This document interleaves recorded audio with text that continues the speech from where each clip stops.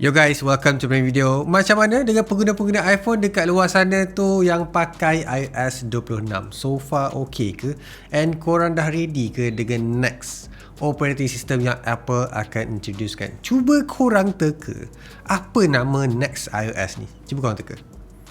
Betul, iOS 27. Yang ni akan dilancarkan dan juga akan built-in directly out of the box untuk iPhone 18 yang akan datang. Ada banyak benda yang aku patut ceritakan dekat korang dalam latest build operating system iOS 27 dan sepatutnya ni kira satu OS yang stabil untuk korang. Sebab apa aku cakap macam tu? Masa iOS 26 diperkenalkan yang korang tengah pakai sekarang ni, banyak sangat benda yang Apple masih lagi R&D tau. Dan ada UI changes yang cukup berat. Ada orang masih tak biasa and even developer pun struggle nak keep up dengan Apple punya UI UX punya perubahan. So dekat situ korang dah boleh agak kenapa korang punya iPhone sekarang ni tak stabil kan? Banyak crash, banyak issue, banyak bug. Alright. So dalam iOS 27 sepatutnya kata Apple sendiri yang the next model ni sepatutnya akan baiki kebanyakan benda. Dan iOS 27 ni akan fix segala benda yang rosak, yang tak function dekat dalam operating system yang baru diorang revamp balik. Aku tak nak buang masa. Sekarang ni aku akan ceritakan segala benda tentang iOS 27 yang akan datang. Apa yang korang patut tahu dulu adalah dia punya operating system kali ni akan fokuskan kepada kelajuan. Dia punya bug pun dah makin kurang dan sudah tentunya dia akan lagi stabil. So kalau kau pernah pakai iOS berapa, tak silap aku iOS 7 kan, so yang tu betul-betul revamp, and after that korang dapat yang lagi better bila Apple actually akan fixkan segala benda yang rasa sluggish. So dekat sini sepatutnya berlaku benda yang sama.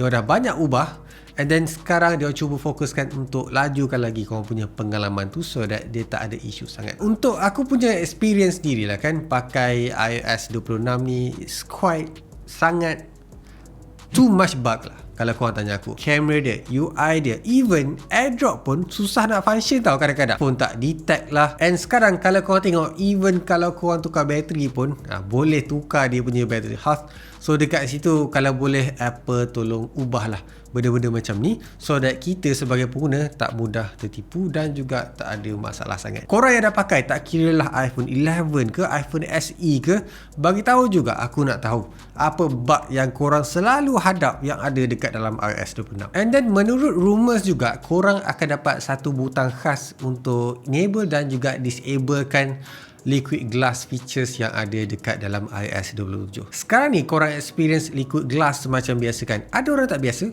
ada orang boleh biasakan, tapi ada certain orang memang langsung tak boleh cope dengan liquid glass punya transparent.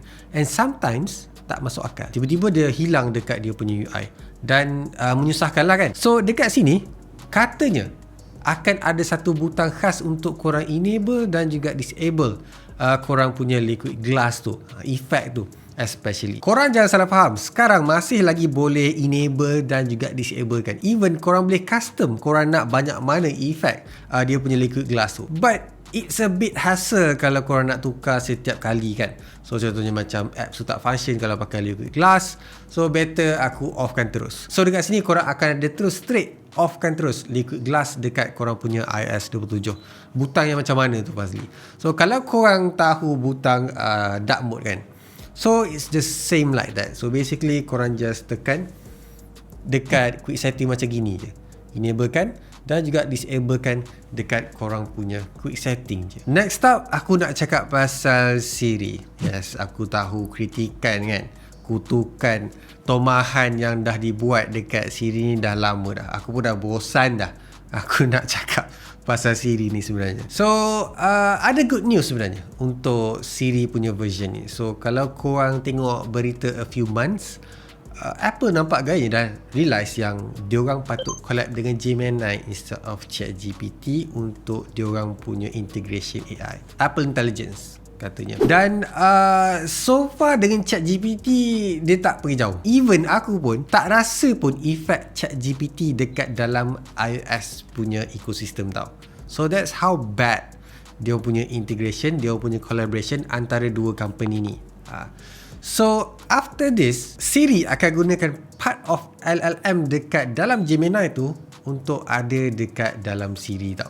So dekat situ korang boleh bayangkan macam mana. And bila korang nampak benda-benda macam ni, dia buatkan ChatGPT nampak terasing dan juga terhad lah kan, boleh kata macam tu. Sebab nampak gayanya OpenAI ni, dia tak open sangat. So dia boleh gunakan part of AI tapi dia tak bagi sepenuhnya. Tapi benda tu mungkin salah satu privacy punya features yang ada dekat dalam iOS juga. Kita pun belum nampak lagi Gemini dekat dalam iOS punya sistem tau. So kita tak tahu lagi. Kita akan tengok nanti bila dah introduce. Lepas tu, bila Apple dah collab dengan Gemini ni, dia punya personal intelligence tu nampak macam make sense sikit. Contohnya macam masa mula-mula dia launch, dia kata personal intelligence akan jadi a thing dekat dalam smartphone. Contohnya macam dia boleh kenal siapa adik korang, siapa adik-beradik korang kan. So benda ni akan integratekan dengan korang punya schedule. Bila ada something meeting dekat pukul 9, lepas tu korang janjikan nak makan dinner pukul 9 dengan korang punya family, so benda tu akan clash. So dia akan nasihatkan untuk tukar jadual ataupun reschedule balik, tapi pada masa yang sama dia akan hantar message dekat ahli keluarga korang. So benda-benda macam tu lah. That's how orang kata deep integration antara itulah personal intelligence dengan AI yang ada dekat luar sana. Feature ni dengar pun dah cool kan. Tak silap aku, Google pun dah ada benda macam ni. So tak apa. Diorang tak stop dekat situ je. Bila dah collab dengan a few company kan, bila kita cakap pasal LLM, Apple pun akan bagi advantage juga dekat company-company lain untuk masuk dekat dalam diorang punya ekosistem. Sebagai contohnya lah kan, kalau korang nak tanya apa-apa, nak buat research ke apa ke, extension dekat dalam Siri tu akan jadi a few option. Contohnya macam korang boleh gunakan ialah ChatGPT, korang boleh gunakan Gemini, ataupun korang nak gunakan Seedance dekat dalam diorang punya ekosistem. So dekat situ a bit flexible, dan juga ni adalah sistem yang aku rasa bagus bila kita cakap pasal pemilihan orang. Ada orang suka pakai ChatGPT, ada orang suka pakai Gemini, ada orang suka pakai Seedance. Benda-benda macam tu lah. Next one, iOS 27 akan improve juga korang punya battery life yang ada dekat dalam smartphone.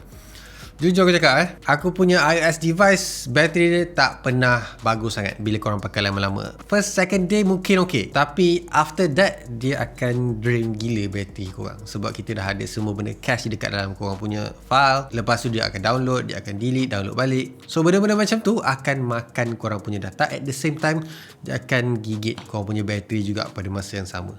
So benda ni involve juga dengan korang punya performance processor tu. So bila ada a few things yang korang tak perlukan sangat, tapi korang punya processor working extra time untuk bagi korang segala benda, benda tu akan makan bateri juga. Korang bayangkan dengan UI yang ada menggunakan liquid glass ni, banyak benda yang perlu diproses. Dia punya animation, dia punya reflection. Berani aku cakap siap akhir bulan dia pun ada ray tracing dekat dalam dia orang punya UI. So dekat situ dia akanlah makan bateri dekat korang punya smartphone. So dekat sini sepatutnya benda tu akan dikurangkan lagi. Apa yang patut, apa yang tak patut, dia boleh analyze dan kurangkan supaya korang dapat bateri yang lagi lama. Satu benda lagi, kalau korang tak ada akses untuk developer untuk iOS, mungkin korang tak tahu, tapi apa yang aku boleh cakapkan, Apple dah riliskan satu video menunjukkan yang dia akan letakkan satu features health planning. So health planning ni ada kait dengan nutrition. So korang boleh track lah korang punya intake dan juga apa yang korang perlu makan untuk exercise, untuk run a marathon ke, benda-benda macam tu akan diredikan untuk korang. Aku pun sebenarnya berminat tahu benda-benda yang health nutrition, apa yang korang makan, apa yang patut jaga, berapa banyak kalori yang korang dah makan, and apa yang korang perlu buat untuk bakar kalori tu.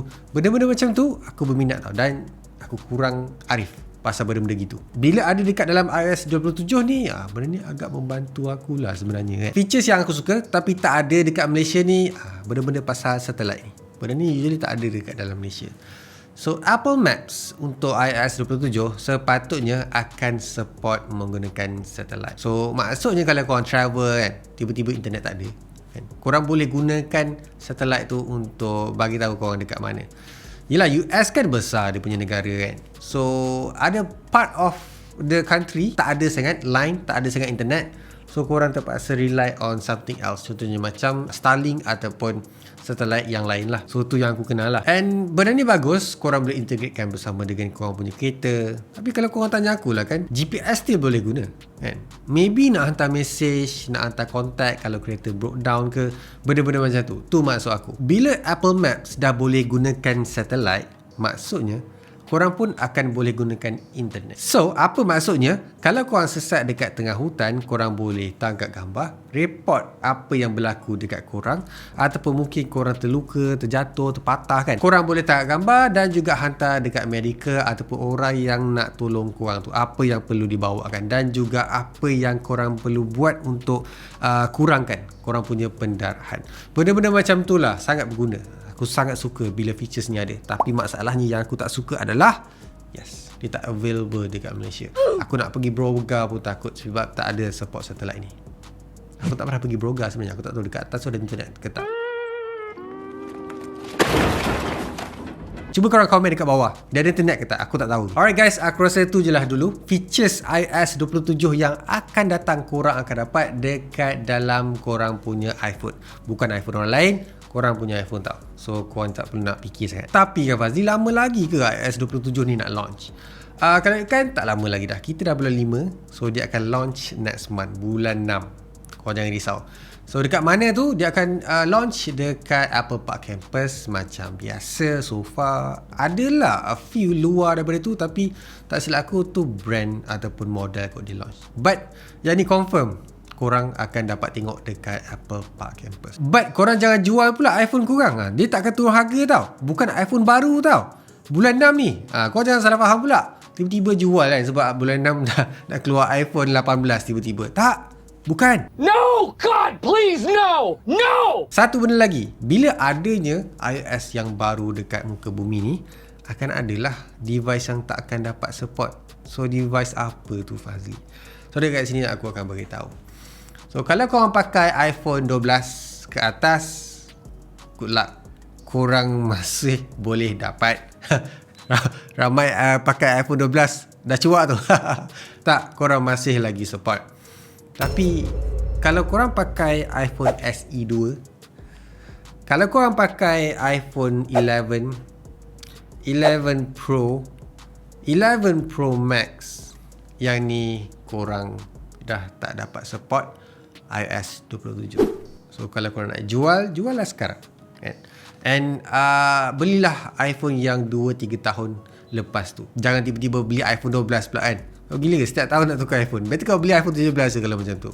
Okay, so komen kat bawah guys, features apa yang korang nak tengok dekat dalam iOS 27. And korang rasa update yang diorang akan buat ni okay tak untuk korang upgrade korang punya iOS? Komen kat bawah guys. Macam biasa, don't forget to subscribe. So make it smiling. I'll see you guys on my next video. Bye.